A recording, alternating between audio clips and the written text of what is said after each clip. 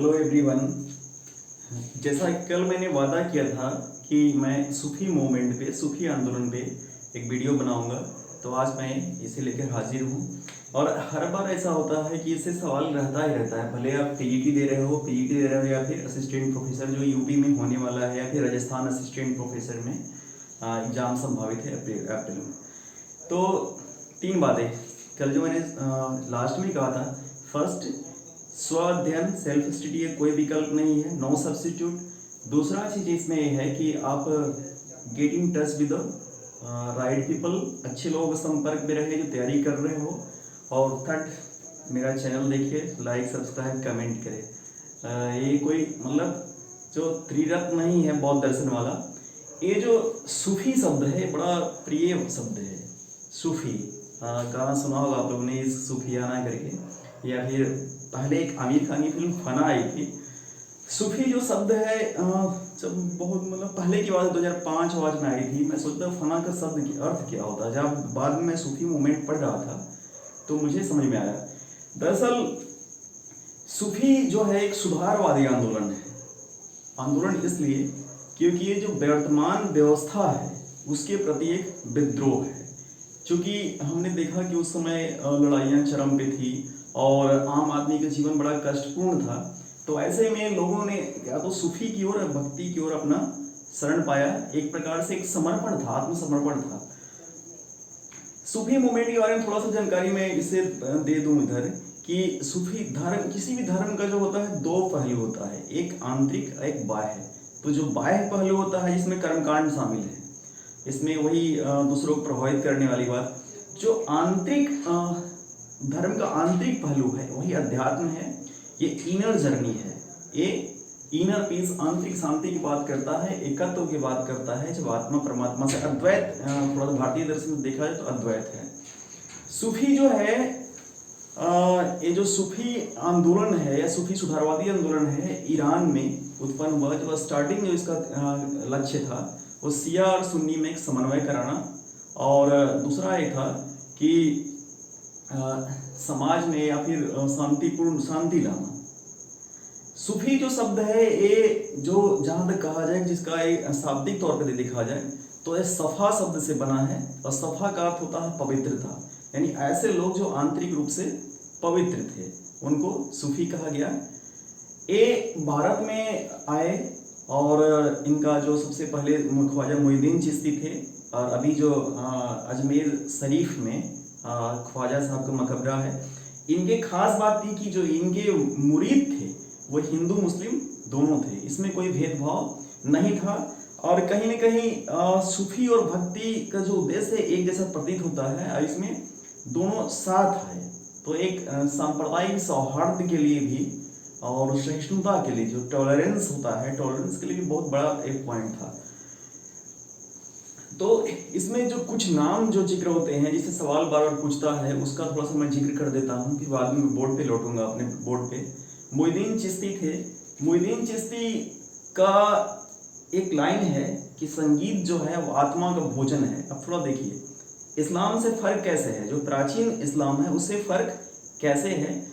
ये कहते हैं कि संगीत, जबकि इस्लाम में संगीत की मनाही है, जो दुनियावी संगीत है उसकी मनाही है। सिर्फ प्रकृति के संगत, जैसे झरने का, जो गिरने का है, उसे आप सुन सकते हैं। लेकिन मोइनुद्दीन चिश्ती तो कहीं न कहीं जो सूफी है, जो इस्लाम के प्राचीन सिद्धांतों से अलग थे। यद्यपि ये शरीयत में बिलीव करते थे और ये भी स्ट्रांगली मानते थे कि ईश्वर एक है, और वे मूर्ति पूजा में बिलीव नहीं करते थे। तो ये आपका इसमें है कि ख्वाजा मोइनुद्दीन चिश्ती का मजार वहाँ पे है। दूसरी बात जो है निजामुद्दीन औलिया है। मैं कुछ बड़े लोगों का नाम देता हूँ। निजामुद्दीन औलिया एक सवाल बार पूछता है बार कि महबूब इलाही किसी कहा गया, तो निजामुद्दीन औलिया को ही महबूब इलाही कहा गया। इनका एक बड़ा अच्छा स्टेटमेंट है, क्योंकि ये इनके बारे में इन्होंने 7 सुल्तानों का शासनकाल देखा था। तो अलाउद्दीन खिलजी इनसे मिलना चाह रहे थे, अलाउद्दीन खिलजी और जलालुद्दीन खिलजी भी, लेकिन उन्होंने मिलने से मना कर दिया। इनका जो स्टेटमेंट एक है कि मेरी जो कुटिया है, जो खानकाह बोलते हैं अरबी में, तो जो मेरा खानकाह है उसमें 2 दरवाजे हैं। यदि पहले दरवाजे से सुल्तान की एंट्री होती है तो दूसरे दरवाजे से, बैक पीछे के दरवाजे से मेरा एग्जिट हो जाए, वो बाहर चले जाएंगे। ये कहीं न कहीं संतन को कहाँ सिकरी सो काम वो प्रतिध्वनित होता है। और आज के जो आडंबर वाले अध्यात्म है, जो अध्यात्म सांप्रदायिक संगठन है, सांप्रदायिक उसको नहीं करेंगे, जो विभिन्न संप्रदाय हैं जो एक मल्टीनेशनल एमएनसी टाइप के दिखते हैं, तो वहाँ से तो थोड़ा देखना पड़ता है। एक बड़ा अच्छा लाइन मैंने कहीं पढ़ा था कि दरवेश के दरबार में दरबान नहीं होता। जो दरवेश यानी सन्यासी, उसके दरबार में यानी वो सबके लिए खुला है, वो समाज के लिए, उसने अपना जीवन समाज के लिए अर्पित कर दिया। तो निजामुद्दीन औलिया को कहा गया महबूब इलाही। इनके बारे में एक और चीज़ है कि एक कहावत बड़ा अच्छा है कि दिल्ली दूर नहीं, जो हम लोग जिक्र करते हैं बार बार, हुनूज दिल्ली दूरस्त। गयासुद्दीन तुगलक चूंकि ये चाह रहा था कि दिल्ली छोड़ दे, दिल्ली में गयासपुर में इनका सेंटर था, इन्होंने कहा कि अभी दिल्ली दूर है, और दिल्ली पहुंचने से पहले सुल्तान की मृत्यु हो गई। तो उस दिन से चलने लगा। जो इसमें जो इनका जो सिद्धांत है, जो ग्रुप है, तो दो भागों में बटा हुआ है, बासारा और बेसारा। तो जो बासारा है वो इस्लाम के परंपरागत सिद्धांतों से बंधा हुआ है, और बेसरा जो है वो शरीयत से थोड़ा स्वतंत्र है। भारत के साथ सबसे अच्छी बात है कि ये बेसरा को मानने वाले यहाँ पे लोग थे, और सूफी बहुत ही उदारवादी दृष्टिकोण वाले लोग थे। तो निजामुद्दीन औलिया हो गए। वैसे ही ख्वाजा बख्तियार काकी हैं, और हम बारी बारी से फिर इनके जो सिद्धांत के बारे में पढ़ेंगे, कुछ वर्ड है उसके बारे में पढ़ेंगे। जैसे कि ख्वाजा फना है, फना मतलब होता है ईश्वर में अपने आप को मिटा देना, और फना होने के बाद बका की प्राप्ति होती है। बका यानी अनंत जन्म की प्राप्ति हो जाती है, एक चीज है। तो ये जब सूफी मूवमेंट हम लोग पढ़ते हैं, कोई एक दरअसल इतने तथ्य हैं कि आप थोड़ा सा यदि आप जुडिशियस नहीं होते हैं, न्यायपूर्ण तरीके से तथ्यों का चयन नहीं करते, तो तथ्यों के जंगल में भटक जाते हैं, और इससे बहुत फायदा नहीं होता। मैंने कोशिश किया है कि जो प्रीवियस जो भी सवाल पूछा है सिविल का, चूंकि मेरे व्यापक अनुभव रहा है, हिस्ट्री में नेट मैंने किया है, सीटेट वगैरह है, मेंस में लिखा हूँ इतिहास से, और मेरा सब्जेक्ट भी रहा है MA तक जो हिस्ट्री रही है। तो इसमें जो है कि मैंने कुछ उन तथ्यों को किया है जो परीक्षा के दृष्टि से उपयोगी है। तो ये जो बासरा और बेसरा का है, भारत में बेसरा थे। एक वर्ड है फना, बका, तसव्वुफ शब्द एक है। तसव्वुफ मतलब वो सूफी से है, या तसव्वुर नहीं, तसव्वुर मतलब होता है कल्पना, तसव्वुर बड़ा प्यारा वर्ड है। एक चीज तो है कि जो उर्दू जुबान है या जो फारसी लफ्ज है वो अद्भुत है। मैंने पढ़ा था, जब मैं इस्लाम के इतिहास पढ़ रहा था, किसी ने फेसबुक पे ही लिखा था, समूह ताबिश सिद्दीकी जी लिखे थे।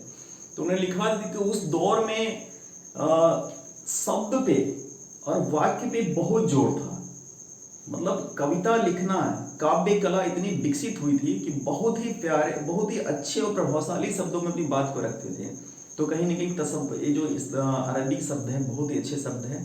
और चूंकि हिंदी क्या है, विभिन्न भाषाओं की, तो हम बहुत सारे शब्द जो हैं उसमें इस्तेमाल करते हैं। खैर ये मेरा टॉपिक नहीं है, लेकिन थोड़ा सा आदमी विषयांतर होता है, चूंकि एक इंटरडिसिप्लिनरी अप्रोच जो होता है, विभिन्न विषयों में जो अंतर संबंध होता है वो होता है। अब हम बहुत समय जिक्र न करते हुए आगे हम बढ़ते रहेंगे। फना हो गया, तसव्वुफ हो गया। हाँ, एक चीज और था कि उन्होंने यहाँ के जो योग था, योग और प्राणायाम, इसमें वो लोग निष्णात थे, पारंगत थे, और उन्होंने प्राणायाम को अपनाया था। इसको प्राणायाम के लिए एक बड़ा अच्छा शब्द आया है, वश में असल। इस शब्द का मैं थोड़ा सा मतलब याद नहीं कर पा रहा, लेकिन मैं इसको क्लियर कर दूंगा। हस में वसल, हाँ, हस में वसल शब्द है, ये वसल प्राणायाम का है। यदि ये सवाल पूछता है कि हस में वसल के अभिप्राय क्या है, तो आप वहां से सीधे प्राणायाम करेंगे। अब हम इस पे हम आते हैं कि कौन कौन महत्वपूर्ण थे। प्रकृति क्या है? सुधारवादी। सुधारवादी कैसे? तो धर्म में सुधार तो है ही, उससे ज्यादा है व्यक्ति की आंतरिक चेतना में,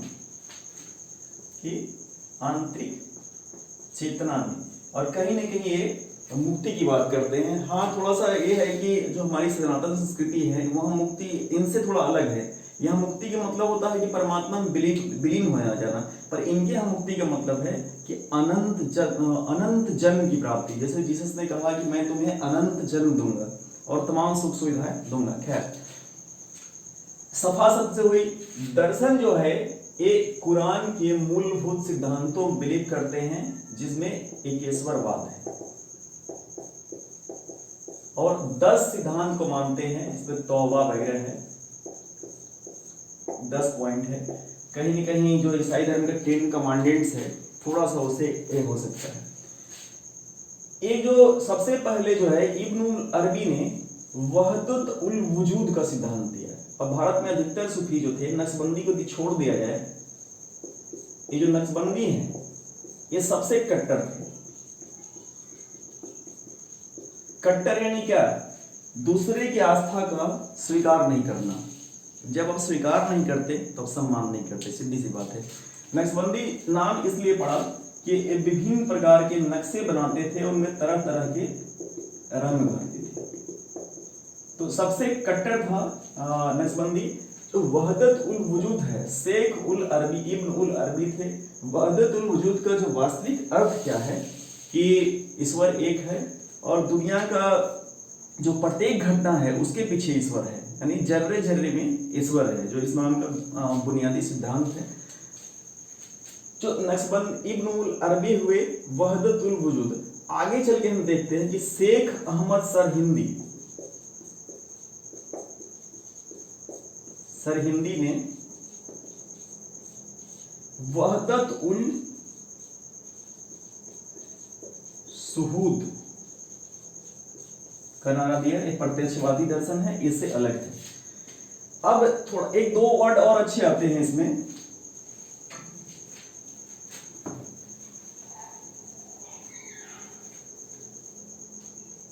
मलफूजात और मकतूबात, ये क्या है? ये सवाल। तो मलफूजात जो है सूफी संतों के कथनों का संग्रह है, कथनों का संग्रह है। जैसे कबीरदास की वाणी है, जैसे हमारे भक्ति आंदोलन जो हम पढ़ते हैं वाणी है, यहाँ पे क्या है कि इनके कथनों का संग्रह है। और दूसरा जो है मकतूबात, इनके पत्रों का संग्रह है। तो ये सवाल पूछता है कि मलफूजात क्या है? मलफूजात कथन, मकतूबात बात तो पत्र में ही करेंगे, तो इनके पत्रों का संग्रह है। अब जो है कि सिद्धांत इनका एक फना है, फना मतलब मिट जाना। प्रारंभिक सूफी जो है भारत में नहीं, भारत में तो मैं बाद में जिक्र करूंगा थोड़ा सा। मंसूर अल हल्लाज, ये मुझे बड़ा प्रिय लगते हैं। इन्होंने सबसे पहले कहा कि मैं ही अनहलक हूँ, अनलहक यानी मैं ही ईश्वर हूँ, और इसके लिए इनको मृत्यु दंड दिया गया। तो जो कहीं न कहीं तत्वमसी जो हमारा दर्शन है, जो तुम हो, जो अद्वैत की संकल्पना है, इन्होंने कही। लेकिन हर युग में जो कि सच जो बोलने वाले होता, सच बोलने वाले की सजा होती है। तो ये बड़ा है। मंसूर उल हलाज ने अपने को अनहलक घोषित कर दिया था, और इनके किताब है किताब उल तवारीख। इसके अलावा 10 रेखता भी को मानते हैं। दूसरा थी रबिया, ये भी महान सूफी थी, और इनकी तुलना भारत में कभी कभी मीराबाई से की जाती है।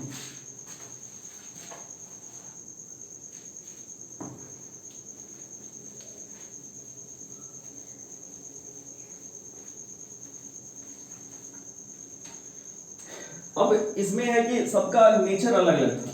हम इसे समझते हैं चिश्ती संगीत को मानते थे, चिश्ती जो संप्रदाय था। इन्होंने राजकीय संरक्षण नहीं लिए। सुहरावर्दी ये इन्होंने राजकीय संरक्षण लिया। कादिरी, इनमें उदारवादी और रूढ़ दोनों का समन्वय था। और जो दारा सिकोह थे, अब्दुल कादिर जिलानी इसके संस्थापक थे, और दारा सिकोह कादरी सिलसिला को ही मानते थे। सबसे कट्टर नक्शबंदी थे शेख अहमद सरहिंदी, जिन्होंने वहदतुल सुहूद कहा था। और जो सतारी दो उप सिलसिले थे, जो सतारी सिलसिला था वो हिंदू और मुस्लिम समन्वय की बात करता था।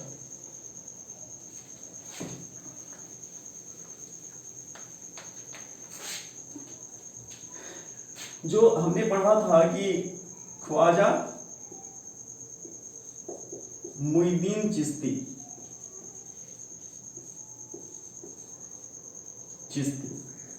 इनकी मजार कहाँ पे है? तो अजमेर में है। और इनका एक कथन था कि संगीत आत्मा का भोजन है। दूसरे जो हमको बहुत ही इम्पोर्टेंट लगते हैं कि निजामुद्दीन औलिया, इनकी जो उपाधि थी महबूब उल इलाही थी। और जो इन्होंने 7 सुल्तानों का शासनकाल देखा था, और इनको एजुके प्राणायाम या योग शास्त्र, इनको योगी सिद्ध भी कहा गया। अमीर खुसरो इनके शिष्य थे, और अमीर खुसरो को इन्होंने तुर्कल्लाह की उपाधि दी।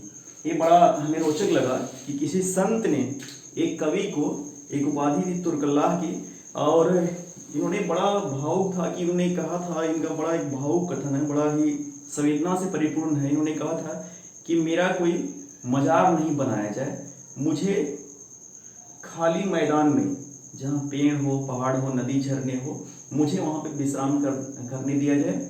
पर इनकी इच्छा के विरुद्ध मोहम्मद बिन तुगलक ने इनका मजार बनवाया था। और किंवदंती ये भी है कि इनकी मृत्यु के बाद अमीर खुसरो इतने दुखी हुए कि बहुत जल्द उनकी भी मृत्यु हो गई।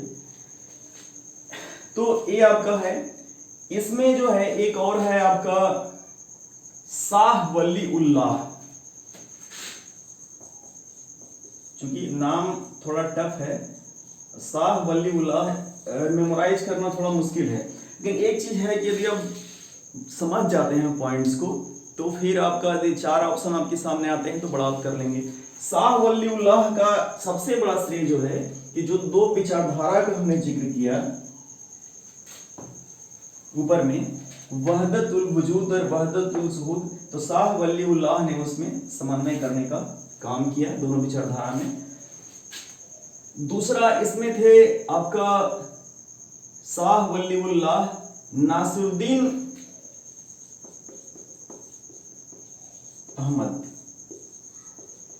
इनकी उपाधि चिराग ए दिल्ली थी। और इनने तौहीद ए वजूदी की रचना की। इसमें एक और थे आपका कुद्दूस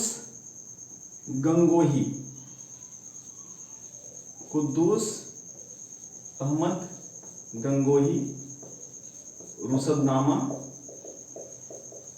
इनका कथन है। और बाबा फरीद